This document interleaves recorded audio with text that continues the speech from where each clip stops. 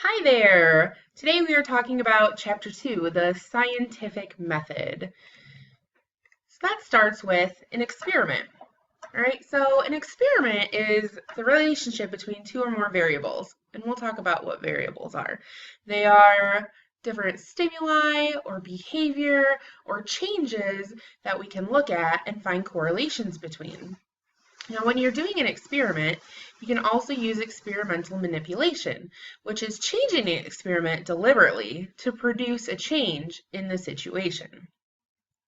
There are different types of variables that we're going to talk about. First, we're going to start with independent and dependent variables. Now, the independent variable is something that stands alone. All right, in any experiment, there is only one. The dependent variable is just what it sounds like. It depends on the manipulation of the independent variable. So, for example, if we were conducting a study and we had two groups of plants and we wanted to see if an energy drink would help increase plant growth, our independent variable would be the energy drink. And the dependent variable, which is affected by the manipulation of the independent variable, would be the plant growth. Another example is right here. Okay, so we have an independent variable and a dependent variable with your cell phone bill and how many minutes you use. So if you talk on the phone for an upwards of 40 minutes, and let's say you only have a plan that covers 20 minutes, your cell phone bill is going to increase. So before, the independent variable, and then after, dependent variable. So your cell phone depends on how many minutes you use. So the independent variable stands alone. Now you can change this. All right, so with this example, the cell phone minutes can increase, which will change the dependent variable, which will also increase. So if we decrease the independent variable, it will also decrease the dependent variable in this particular situation.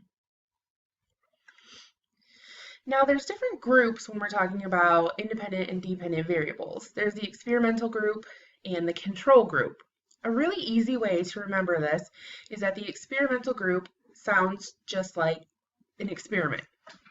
So they are exposed to the independent variable. So if we go back to our original example of plants and giving them an energy drink to see if that increases plant growth, the group of plants that receive the energy drink or they are exposed to the independent variable would be the experimental group.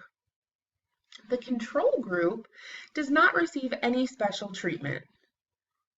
So they are not exposed to the independent variable. So this would be the plants that do not get the energy drink.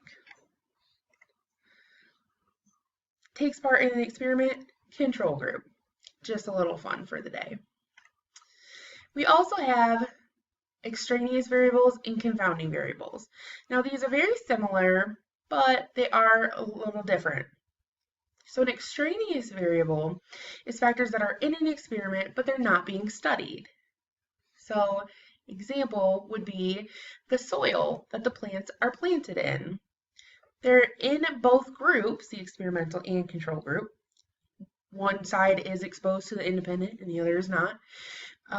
But we're not studying the soil, we're studying plant growth.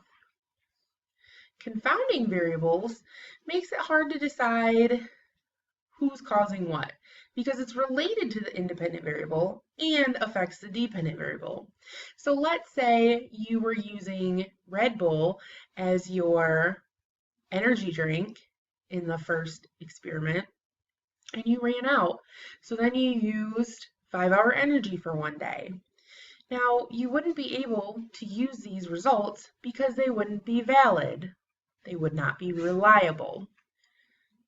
Okay, another great way to help with the confounding and extraneous variables is random assignment. So this is when all participants have an equal chance of being assigned to any group or condition in the study. Okay, and this helps safeguard against those extra variables or extraneous variables. So if we had 40 plants that we were working with, we would not just pick the the best 20 and put them in group A and hope for the best when it comes to our independent variable.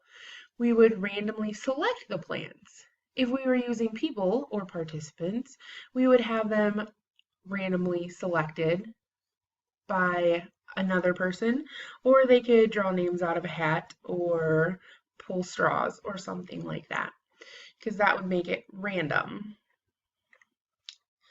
And then that leads us into statistics and research.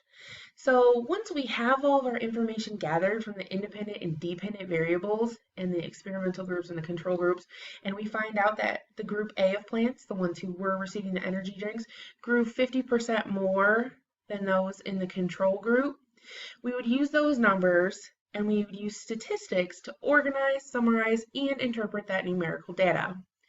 Now we would use a mean, a median, and a mode. Now, as we progress throughout this course and you read different articles or research studies, you will hear these words again, the mean, the median, and the mode. So the mean is the average of the scores in a distribution. Now to find the average, you add all of the numbers together and then divide by the total number of participants available. So if I were to grade the class exam and I wanted the average score, I would add up all of the scores for all of the class and then divide it by 15 students because 15 students took the exam. The median is the number that falls exactly in the center of all of those scores. So I would line them up in order from least to greatest. And you always have to line them up in order from least to greatest to find the one exactly in the center. You can't just randomly pick one that's in the center. And the mode is the score that is the most frequent within a distribution. So if 10 of you received a 95 on the exam and the other 5 students received other random scores, the 95 would be the one that is the most frequent because it is there the most. And that completes our discussion today on experiments. If you have any questions on the independent or dependent variables or extraneous confounding variables or the experimental group or control group, let me know. We are going to have a live synchronous session later on this week. Please look at your discussion boards, and thanks. Have a great day.